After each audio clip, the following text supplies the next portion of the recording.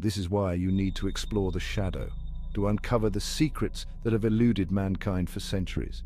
From ancient rituals to forbidden texts, the world of the occult is shrouded in enigmatic allure. What if I told you that within the shadows of history lies a realm teeming with arcane wisdom and esoteric knowledge? A place where the lines between reality and the supernatural blur, beckoning the curious and the brave. Join us on the Tristan channel as we delve into the cryptic past, unveiling stories of secret societies, mystical traditions, and the arcane practices that have shaped our world. Discover the hidden symbols etched into the fabric of our history and the powerful relics that hold untold power. From the alchemical pursuits of ancient philosophers to the whispered incantations of modern-day mystics, we leave no stone unturned. Prepare to challenge what you think you know and dive deep into the depths of the occult. Because sometimes the truth is stranger than fiction, and the shadows, they hold more than just darkness. Subscribe and be part of this extraordinary exploration, the Tristan channel, where the hidden becomes revealed. Hello and welcome to the Tristan channel. In this video I wanted to talk about demons. Now, although I personally don't believe in them, I want to use my knowledge of the occult, esoteric traditions, history and mythology to explain that if such entities did indeed exist, the chances of you encountering them are very low. I make this video because, as you know, we react to ghost compilations and also ghost investigations. In those videos they claim to have proof of demons, all the people in those videos, but even demons themselves.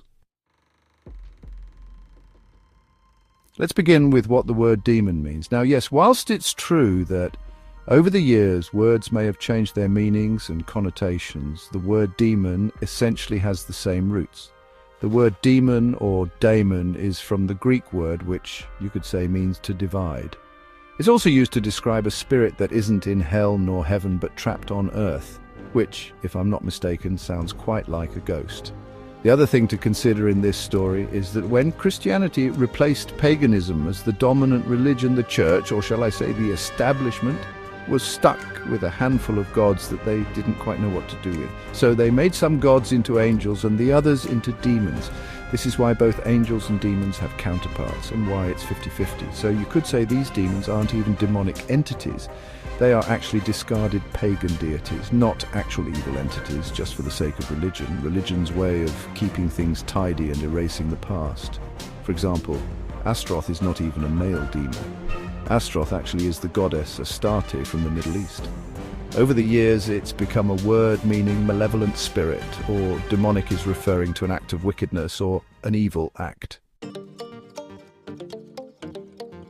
But let's just say we're dealing with demons from a biblical sense. It would not be one of the big demons that you would encounter, but a lesser demon. Sorry, but you're not that special. However, in order to contact or to see one of the lesser demons, you have to perform rituals which appeal to the higher ones, who then assign you one of these lesser demons to do your bidding or help you with whatever your request is. Now, it's not said what could happen or go wrong, but yes, something bad could happen. If a ritual goes wrong, you may be stuck for a short time with said demon, or it basically backfires on you. However, if you were to summon a demon and then move from those premises, that demon won't be stuck there. Any lesser demon needs to report back to its master and will be sent back to whence it came. Like a ghost in many ways, it's bound by laws just like angels are. The idea that demons, especially lesser demons, linger to cause you grief, it's very unlikely, and, well, I hate to say this, but we're just not special enough for them to invest all their time in us. The chance of it being a greater demon is also, honestly, pretty slim. If there was a rare event, you'd probably find that the person encountering the greater demons would just disappear.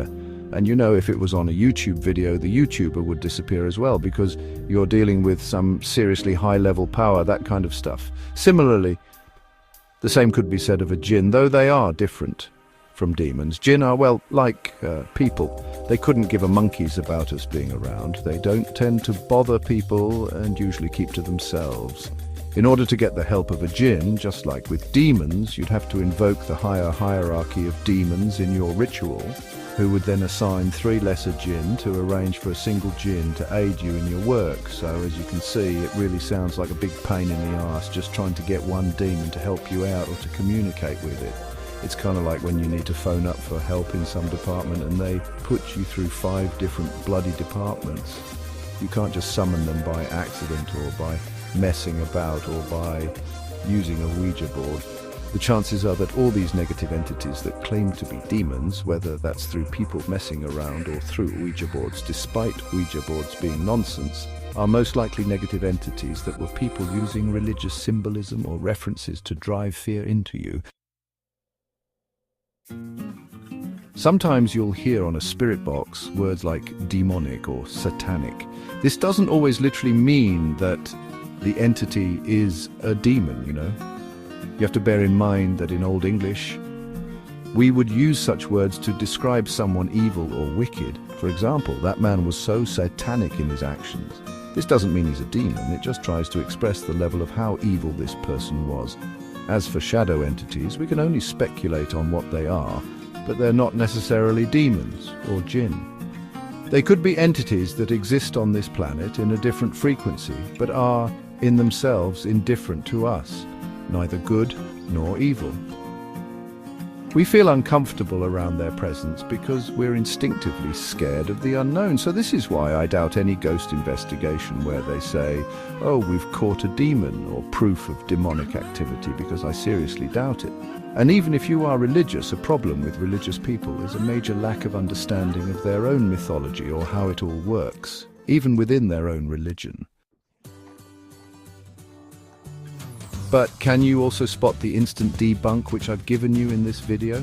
For example, I mentioned that a church was responsible for creating them by using old pagan or erasing pagan gods and putting them into 2 groups. This, straight off the bat, tells you the culprit of this and explains why demons are real.